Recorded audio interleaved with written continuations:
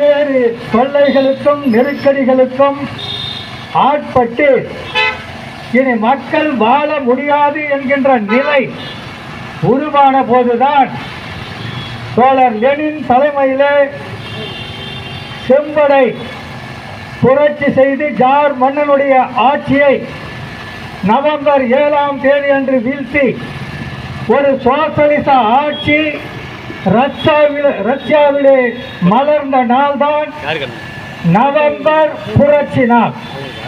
இந்த நவம்பர் புரட்சி நாளை உலகத்தில் 100க்கும் மேற்பட்ட நாடுகளில் கம்யூனிஸ்ட் கட்சிகள் கொண்டாடி கொண்டிருக்கின்றன.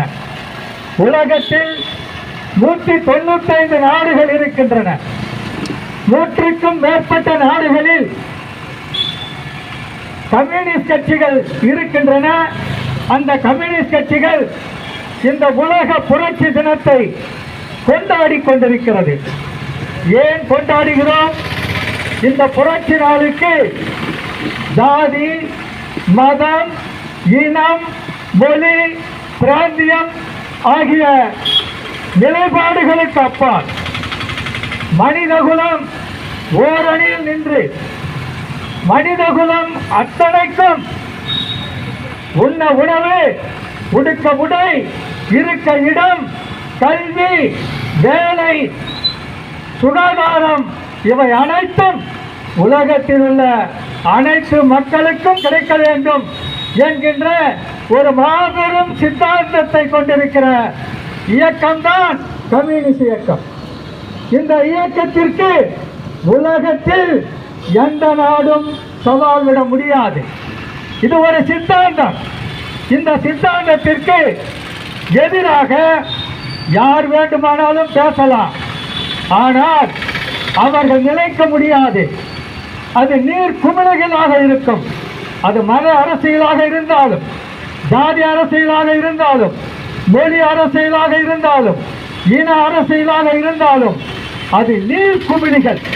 அந்த நீர் குமிழிகள் பின்னால் மக்கள் தெரிந்தோ தெரியாமலோ மூட நம்பிக்கைகளின் காரணமாக அல்லது ஏதோ ஒரு ஏமாற்று வித்தைகளின் காரணமாக மக்கள் அவர்களை பின்தொடர்வார்கள். ஆனால் மீண்டும் மக்கள் சமத்துவத்தை நோக்கி, இந்த சமத்துவ சித்தாந்தத்தை நோக்கி பின்தொடர்வார்கள், பின் வருவார்கள். இது உலக நியதி, இது தத்துவம். எனவே இந்த தத்துவத்தை நோக்கி பேசுகிற போது இந்த நாட்டினுடைய பிரதமர் பயப்படுகிறார், அமித்ஷா பயப்படுகிறார். இவர் மட்டுமா? உலகத்தினுடைய முதலாளித்துவ நாடுகள் அத்தனையும் பயந்து கொண்டிருக்கின்றன. காரணம் சமத்துவம். சமத்துவம் என்கின்ற கோட்பாடு, ஆட்சி அதிகாரம் கம்யூனிஸ்ட் கைகளிலே வந்து அந்த சமத்துவத்தை அனைத்து மக்களுக்கும் அனைத்து சலுகைகளும் சமத்துவமாக வழங்கப்பட வேண்டும் என்பதுதான் அந்த கோட்பாடு. அந்த சித்தாந்தம் வருகிற போது சுரண்டல்வாதிகளுக்கு பயம் ஏற்படுகிறது. சாதாரணமாக கிராமங்களில் இருந்து தொழிற்சாலைகள் முதல் உழைக்கிற மக்களை ஏதோ ஒரு வகையில் சுரண்டி கொண்டிருக்கிறார்கள். இந்த சுரண்டலை எதிர்த்து போராடுவதுதான் கம்யூனிஸ்ட் இயக்கம். குடும்பத்திலா, கிராமத்திலா, நகரத்திலா, நாட்டிலா, உலகத்திலா எங்கு மக்களுக்கு எதிராக சுரண்டல் நடைபெற்றாலும் அதை எதிர்த்து போராடி சமத்துவ சமுதாயத்திற்காக நிற்கக்கூடியதுதான் கம்யூனிஸ்ட் இயக்கம். இன்றைக்கு இந்தியாவிலே ஒரு 2800 அரசியல் கட்சிகள் இருக்கின்றன. அந்த கட்சிகள் எல்லாம் மக்களுக்காக நாங்கள் வாழ்கிறோம், அந்த கட்சி தலைவர்கள் எல்லாம் மக்களுக்காகவே நாங்கள் சாகிறோம், நாங்கள் எந்த தியாகமும் செய்வோம் என்று அவர்கள் மக்களை வஞ்சித்துக் கொண்டிருக்கிறார்கள். இங்கே ஆட்சியில் இருக்கக்கூடிய பிரதமர் மோடி அவர்கள் டிஜிட்டல் இந்தியா என்று அறிவித்தார். இந்த டிஜிட்டல் இந்தியா என்று அறிவித்த பிறகு இந்திய மக்களுடைய வங்கி கணக்கில் அவரே 0 கணக்கு தொடங்கி கொடுத்தார்கள். அதை கொடுத்து விட்டு மக்கள் அந்த வங்கியிலே குறைந்த இருப்பு சேமிப்பு இருக்கிறது என்று சொல்லி பல ஆயிரம் கோடி கொள்ளையடிக்கப்படுகின்றன. இன்றைக்கு டிஜிட்டல் முறையில் நம்முடைய வங்கி கணக்கிலே நம்முடைய சேமிப்பு பணம் நம்மை அறியாமல் அவர்கள் திருடிக் கொண்டிருக்கிறார்கள். வங்கியிலே திருடிக் கொண்டிருக்கிறார்கள். பண மதிப்பு இழப்பு என்று சொன்னார்கள். கருப்பு பணத்தை ஒழிப்போம் என்று சொன்னார்கள். கருப்பு பணத்தை ஒழிப்பதாக சொல்லி 500, 1000 ரூபாய் நோட்டுகளை மதிப்பிழக்க செய்தோம் என்று சொன்னார்கள். மதிப்பிழக்க செய்துவிட்டு ஒரு வேடிக்கை என்னவென்றால் 500, 1000 ரூபாய்களால் தான் கருப்பு பணம் இருக்கிறது என்று சொல்லி அதை ஒழித்து விட்டோம் என்று சொல்லிவிட்டு 2000 ரூபாய் நோட்டுகளை அச்சடித்தார்கள். ஒரு துக்ளக் தர்பார் மோடி ஆட்சியிலே அமைதியாக நடந்து கொண்டிருக்கின்றன. மக்கள் விழிபிதங்கி இருக்கிறார்கள். எங்கு பார்த்தாலும் ஜிஎஸ்டி. ஒரு சாதாரண டீ குடித்தாலும் கூட எளிய மக்கள் ஜிஎஸ்டி கட்ட வேண்டிய, வரி கட்ட வேண்டிய நிலைக்கு இந்த ஆட்சியாளர்கள் மக்களை வதைத்துக் கொண்டிருக்கிறார்கள். இன்றைக்கு இளைஞர்கள் படிக்கிறார்கள், பொறியியல் படிக்கிறார்கள், பல்வேறு பட்ட படிப்புகளை எல்லாம் தனியார் கல்லூரிகளிலே படித்து பட்டம் பெறுகிறார்கள். அவர்களுக்கு வங்கி கடன் கொடுக்கப்படுகிறது. ஏன் கொடுக்கிறார்கள் என்று சொன்னால் தனியார் முதலாளிகள் மாணவர்களிடம் கொள்ளையடிப்பதற்காகத்தான் அவர்கள் கல்வி கடன் கொடுத்து ஒரு பக்கம் கல்வி கொடுப்பதாக காட்டிக்கொண்டு கடனாளிகள் ஆக்குகிறார்கள். குழந்தைகளை கடனாளிகள் ஆக்கிவிட்டு அங்கு வேலை வாய்ப்பு என்று வருகிற போது ஒப்பந்த முறையில் இன்றைக்கு ஓசூர் சிப்காட்டில் பொறியியல் பட்டதாரிகள், டிப்ளமா பட்டதாரிகள், பிஏ, எம்பிஏ, பிஎஸ்சி படித்த பட்டதாரிகள் எல்லாம் கான்ட்ராக்ட் தொழிலாளர்களாக குறைந்த சம்பளத்திற்கு அடிமாட்டு விலைக்கு விற்கப்படுகிறார்கள். கொடும் சுரண்டல் நடந்து கொண்டிருக்கின்றன. சோவியத் யூனியனிலே நடைபெற்ற அந்த புரட்சி சுரண்டலுக்கு எதிரானது.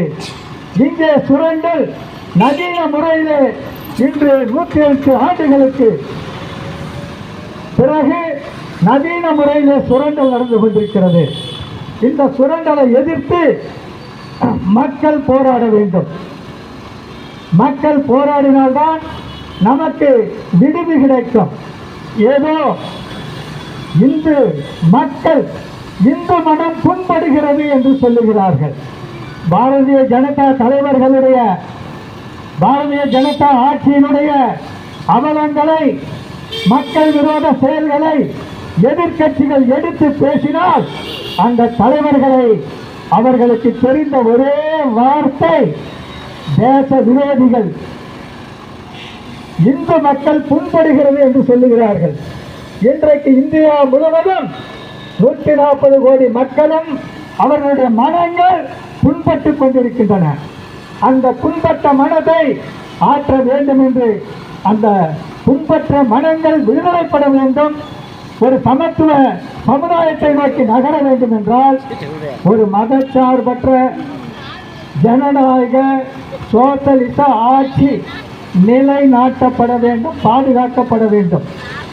இந்திய அரசியல் அமைப்பு சட்டத்திற்கு இன்றைக்கு பாரதிய ஜனதா கட்சி குழி தோண்டி கொண்டிருக்கிறது. ஜனநாயகத்தில் 4 தூண்கள் இருக்கிறது என்று அறிவாளிகள், அறிவுஜீவிகள் எல்லாம் சொல்லிக் கொண்டிருக்கிறார்கள். ஜனநாயகத்தில் 5 தூண்கள் இருக்கின்றன. 4 தூண்கள் இன்று சிதைக்கப்பட்டு விட்டது. ஆட்சி, மோடி ஆட்சியில் ஆட்சி சிதைக்கப்பட்டு விட்டது. மோடி ஆட்சியில் நிர்வாகம் சீர்குலைந்து விட்டது. மோடி ஆட்சியில் நீதிமன்றம் நிறுத்தப்பட்டிருக்கிறது. மோடி ஆட்சியில் பத்திரிகைகள் கூடி குறுகி நிற்கின்றன. அவர்கள் சொல்வதை எழுதிக் கொண்டிருக்கின்றன. மக்கள் பிரச்சனைகளை எடுத்து எழுதுவதற்கு பத்திரிகைகளுக்கு தைரியம் இல்லை. ஏனென்று சொன்னால் அந்த பத்திரிகைகள் கார்ப்பரேட் முதலாளிகளின் கட்டுப்பாட்டில், ஒன்றிய ஆட்சியாளர்களின் கட்டுப்பாட்டில், பத்திரிகைகள் இருக்கின்றன. எனவே ஜனநாயகத்தினுடைய 4 தூண்களும் கடந்த 11 ஆண்டுகளாக என்றும் இல்லாத அளவிற்கு அது முடக்கப்பட்டிருக்கின்றன, ஒடுக்கப்பட்டிருக்கின்றன. ஜனநாயகத்துடைய 4 தூண்களுக்கே அந்த கதி என்றால் இனி மக்களுடைய நிலை என்ன என்கின்ற கேள்வி எழுகிற போதுதான் காங்கிரஸ் கட்சியினுடைய தலைவர் ராகுல் காந்தி அவர்கள் பாரத் ஜோடோ யாத்திரை நடத்தினார். ஏன் நடத்தினார்? எதிர்கட்சிகள் எந்த பேட்டி கொடுத்தாலும், எந்த செய்தியை பத்திரிகைகளுக்கு சொன்னாலும் அதை பத்திரிகைகள் மறைத்தன. ஊடகங்கள் அதை பத்திரிகையில் போடவில்லை, ஊடகங்கள் பேசுவதில்லை. எனவேதான் பாரத் ஜோடோ யாத்திரை நடத்தினார். சமூக ஊடகங்கள் அதை வெளிப்படுத்தின. அதன் பிறகு இந்த ஊடகங்கள் எல்லாம் அவரிடம் போய் பேட்டி கேட்கிறது. எனவே இந்தியாவை எப்படியாவது கபலீகரம் செய்து இந்த அரசியல் அமைப்பு சட்டத்தை நிர்மூலமாக்கி இந்த நாடு இந்து நாடு என அறிவிக்க வேண்டும். இந்து நாடு என அறிவிப்பதோடு இந்த தேசிய கொடியை தூக்கி எறிந்துவிட்டு அவர்களுடைய நோக்கம் காவி கொடியை இந்த நாட்டினுடைய தேசிய கொடியாக அறிவிப்பதுதான் அவருடைய எதிர்கால திட்டம். இதை இந்திய மக்கள் உணர வேண்டும், எதிர்கட்சிகள் உணர வேண்டும். உணர்வதோடு மட்டுமல்லாமல் தமிழ்நாட்டில் இருக்கக்கூடிய அதிமுக போன்ற கட்சிகள் எல்லாம் இதை உணர்ந்து தைரியமாக பாஜக என்கிற மதவெறி சக்தியை தமிழகத்திலே உள்ளே விடக்கூடாது. எங்கேயாவது ஒரு மத கலவரத்தை நடத்தி இந்த நாட்டை தமிழ்நாட்டில் ஒரு கலவரத்தை ஏற்படுத்தி அதிகாரத்தில் அமர வேண்டும் என்று நினைக்கிறார்கள். இன்றைக்கு அதிமுகவை நிர்மூலமாக்கி அந்த இடத்திலே பிஜேபியை 2ஆம் இடத்திலே கொண்டு வந்து இந்த ஆட்சி அதிகாரத்தை எப்படியாவது கபலீகரம் செய்ய வேண்டும். பீகாரிலே எப்படி நிதிஷ்குமாரை நிர்மூலமாக்கி பாரதிய ஜனதா கட்சியை ஆட்சி அதிகாரத்திற்கு கொண்டு வந்தார்களோ அதே போன்று தமிழ்நாட்டிலே மதச்சார்பற்ற கட்சிகளை ஒதுக்கி மதவெறி பிடித்த பாஜகவை பல ஆயிரம் கோடிகள் ஒதுக்கி இந்த நாட்டிலே அரசியல் தம்பட்டம் ஆடிக்கொண்டிருக்கிறது. இதை எதிர்த்து தமிழ்நாட்டு மக்கள் போராட வேண்டும். அதே சமயத்தில் நம்முடைய மக்கள் தலைவர் தோழர் கல்யாண சுந்தரம் அவர்கள் வலிமை மிக்க இந்தியாவில் வளமான தமிழகம் படைப்போம் என்று சொன்னார்கள். நம்மை பொறுத்தவரை நம்முடைய தலைவர் கூறிய அந்த அரசியல் பாதையில் இந்தியா முழுமைக்கும் வலிமை மிக்க இந்தியாவில் வளமான மாநிலங்களை உருவாக்க வேண்டும். ஒன்றியத்தில் கூட்டாட்சியுடன் கூடிய மதச்சார்பற்ற ஜனநாயக சோசலிச கூட்டணி ஆட்சி அமைக்கப்பட வேண்டும். அந்த ஆட்சியிலே இடதுசாரி கட்சிகள் பங்கெடுத்து நாட்டுக்கு வழிகாட்ட வேண்டும். அதே மாதிரி தமிழ்நாட்டிலே மதச்சார்பற்ற ஜனநாயக ஒரு சோசலிச கூட்டணி இந்தியா கூட்டணி தலைமையில் தமிழ்நாட்டில் அமைய வேண்டும். அந்த கூட்டணி அரசில் மாநிலத்தில் சுயாட்சியுடன் கூடிய ஒரு கூட்டணி ஆட்சி தமிழ்நாட்டில் வர வேண்டும்.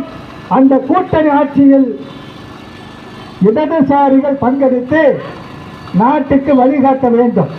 ஏனென்றால் இன்றைக்கு முதலாளித்துவ கட்சிகள், திமுகவும் ஒரு முதலாளித்துவ கட்சி தான், இருந்தாலும் அதற்கு ஒரு கோட்பாடு இருக்கிறது.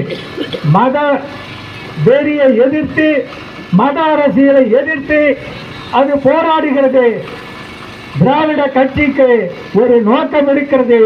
திராவிட கொள்கைகளுக்கு பிறகு அது சோசலிச கொள்கையை ஆதரிக்கக்கூடிய, கம்யூனிச சித்தாந்தத்தை பின்பற்றக்கூடிய ஒரு கருத்தாக்கத்தை கொண்டிருக்கிற கட்சி என்பதால் திராவிட முன்னேற்ற கழகத்தின் தலைமையில் தமிழ்நாட்டில் சுயாட்சியுடன் கூடிய கூட்டணி அரசுகள் தமிழ்நாட்டில் இனி வர வேண்டும்.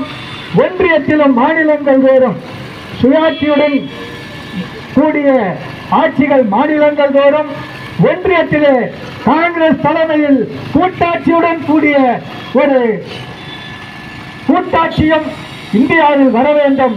அப்படிப்பட்ட ஒரு நிலையில்தான் இன்றைக்கு இந்திய அரசியல் இருக்கிறது. அதை செய்யவில்லை என்று சொன்னால் மனவெறி பாசிச சக்திகள் ஆட்சி அதிகாரத்தை ஓட்டுக்களை திருடி அந்த ஓட்டு